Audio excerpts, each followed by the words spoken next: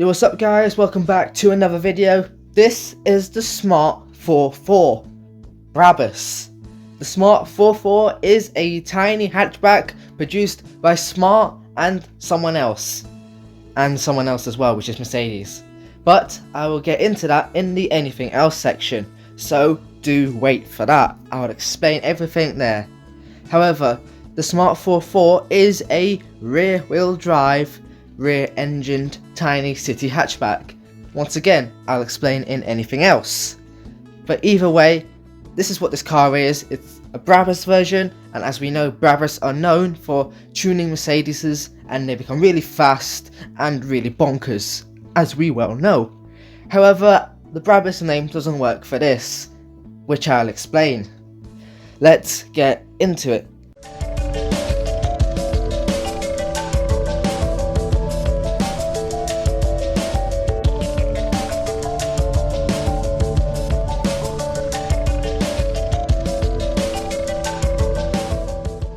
So, the exterior. Well, from the front, weirdly enough, I kinda like it, I don't know why.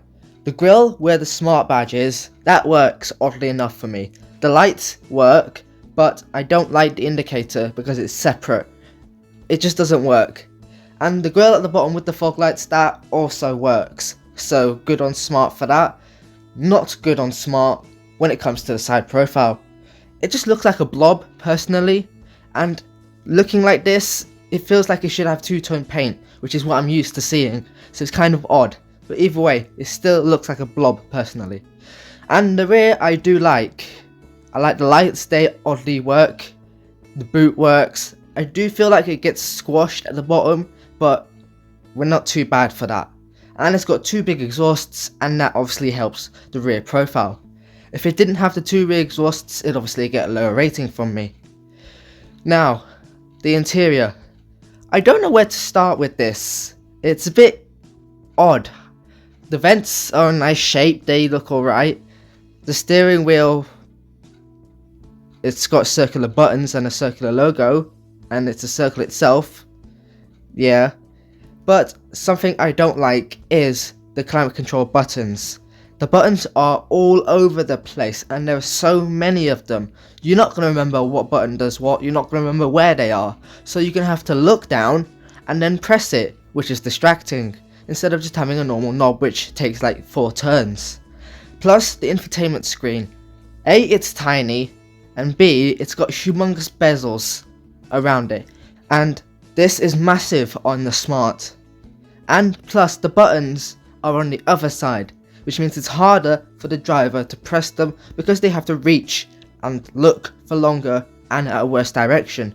So that's not really good on the Smart. The performance, and here is a bad part of the Brabus name. Brabus are known for making Mercedes even faster than they already are. And this, it is faster than a normal Smart ForFour. However, it's not that fast at all, generally. So, engine is a 0.9 litre inline 3-cylinder with a turbo. Only 107 horsepower because the engine is so tiny. 125 pound-feet of torque. It weighs more than a ton at 1095 kilograms, and it only comes with a 6-speed automatic.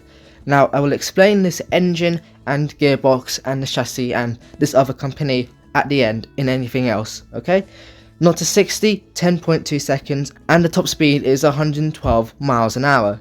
So it's not as fast as we want, it's not as powerful as we want, and that doesn't really work for Brabus, the Brabus name. So, the practicality. And once again, this is a bad part for the Smart, except this time it's not Brabus's fault, it's just a small car, so this is really on Smart. Boot is only 185 litres big, which I know is kind of size you expect for a car of this size. However, generally it's terrible. Expecting a big boot from this car is like saying you have a lion in your house and expecting it not to eat you. Exactly. And the rear seats, they were also really cramped. Headroom was tight, legroom was tight. You could just about, and when I say just about, I actually mean just about, bear it in the back for 5 minutes. But otherwise, no chance, you ain't got a chance here. The handling? Well, it could hold its own it did do better than another car, which will be in anything else. So people were happy about that. However, despite being rear engine and rear wheel drive, it did tend to suffer from understeer sometimes. So, well, you know, there's that. Now, anything else, and this is probably the bit you've all been waiting for, because I've constantly been telling you anything else, anything else, anything else section is where we reveal it all. So, the Smart ForFour is basically Smart's version of the Renault Twingo. It shares the same chassis, same engine and gearbox. The Twingo gets a manual and an automatic version for that 0.9 litre engine. However, the Smart only offers the automatic. I say Smart, Brabus only offers the automatic for that one. However, it's the same engine, same gearbox, same chassis. I'm pretty sure they'd be built in the same place. I'm not sure, I have to check Wikipedia on that one. However, they are pretty much the same car. And people said that the Smart handled better than the Twingo. However, the Smart had lacking feel in steering. So, who knows. And something else that's really bad is the cost. Are you ready? £17,000 for a Smart ForFour. You've got to be hitting my head with a rock. That is shocking. Even with the Brabus name and the Brabus badge and the tuning. £17,000 for a tiny car with barely performance. Terrible. And not only that, if you get an upper trim level of that, it could go past £19,000. That is just shocking. That is ridiculous. I can literally say it's shocking forever and ever and ever on this video. It is just shocking. It's so expensive. It's like a WTF moment. Why would you pay that much? You know, you can go get a Fiesta ST for that. It's ridiculous. Or even buy a second hand, I don't know, Focus ST for example. Something even more powerful, more practical, and that's just better in every way. But anyway, enough of me getting annoyed and out of breath. What is the verdict? Well, the pros are it is nippy around town, because it did come off the line pretty well and it was tiny. The front does look nice and so does the rear.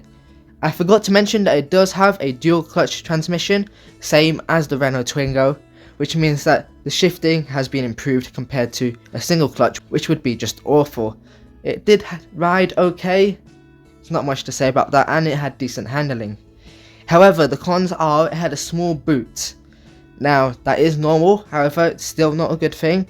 It only comes with an automatic gearbox, compared to the Twingo, which had a manual as well, with that same engine. Not good. It's not as fast as we wanted or expected.